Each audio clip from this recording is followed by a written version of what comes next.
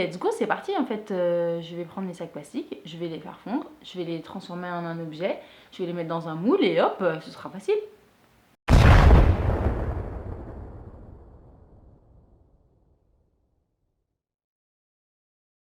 Après des mois, faire des recherches sur le plastique et comment il faut le faire fondre et quels sont les différents types de plastique et comment il faut se protéger et blablabli et blablabla, à fantasmer sur les réseaux sociaux, sur Instagram, faire des recherches, voir tout ce que les designers sont capables de faire. Je suis passée à la pratique.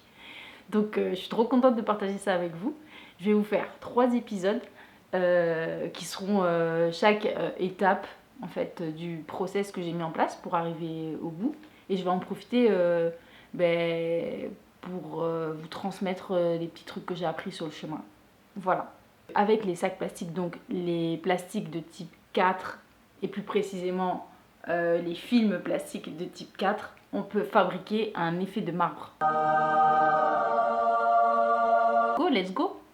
J'ai pas eu besoin de chercher du stock parce que des sacs plastiques, en fait, j'en avais plein dans la cuisine. Je plaide coupable d'avoir des sacs plastiques à la maison. Pour ceux qui arrivent à ne pas en avoir du tout, eh ben, je vous félicite. C'est mon objectif, je n'y suis pas encore arrivée. Première étape, il faut que je les lave parce que parfois il y a un petit peu des petites substances qu'on n'a pas envie de faire chauffer parce qu'on n'a pas envie que ça dégage des trucs bizarres, donc on va les laver notre plastique. J'ai utilisé pendant mes expériences 2 méthodes. La première méthode, c'était à la main. Donc quand j'étais en Côte d'Ivoire il y a quelques mois là, je me suis acheté un bagbo. C'est une bassine en fait en plastique recyclé, fait à la main en Côte d'Ivoire. Donc voilà. À l'occasion, j'irai voir leur mode de fabrication. Je vous ferai une petite vidéo si ça vous intéresse. Et donc, je mets mes sacs plastiques dans de l'eau avec du bicarbonate et du vinaigre. Et puis maintenant, j'ai frotté mon affaire. Je vous mets quelques images. Ça, c'était la première méthode.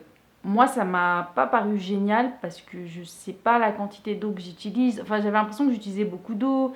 Je savais pas trop quoi. Donc, j'ai tenté une deuxième expérience qui me paraît plus simple et je pense qu'avec ça, on a mieux conscience de la quantité d'eau qu'on utilise. C'est la machine à laver. Hein. C'est simple. Vous mettez un peu de votre bicarbonate, un peu de votre vinaigre dans votre machine, vous lancez votre truc, ça nettoie, ça désinfecte tout ça, on n'en parle plus. Et là, on peut passer à la deuxième étape qui consiste à juste sécher votre plastique comme vous faites avec votre linge. Vous prenez un sèche-linge, enfin pas la machine de sèche-linge, hein, un étendage, pardon. Attention, parce que moi j'ai remarqué, j'aime vous mélanger avec mes mots. Un étendage, vous prenez votre étendage, vous accrochez vos sacs plastiques, vous laissez sécher fin. Donc une fois que vous avez votre plastique propre, vous découpez les parties imprimées, parce qu'il y a souvent des petites impressions, vous savez, sur vos sacs plastiques. Moi, je les ai enlevées personnellement parce que je ne sais pas qu'est-ce qu'il y a dans l'encre de l'impression et je ne sais pas comment ça réagit à la chauffe. Donc c'est pas ici que je vais vous montrer des mauvaises idées. Enfin, j'essaye. Donc je les ai enlevées et ensuite je les ai découpées en petites lamelles, mes petits plastiques, et je les ai séparés par couleur.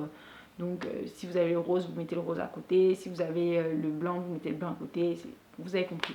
Donc ça, c'est la première étape. Une fois qu'on a fait ça, on a notre matière prête à être réchauffée. Et donc là, on se retrouve au prochain épisode dans lequel je vais vous expliquer du coup comment le faire fondre, mélanger les couleurs pour donner cet effet de marbre et le transformer en un objet. Ou pas. Vous verrez. Allez, bisous.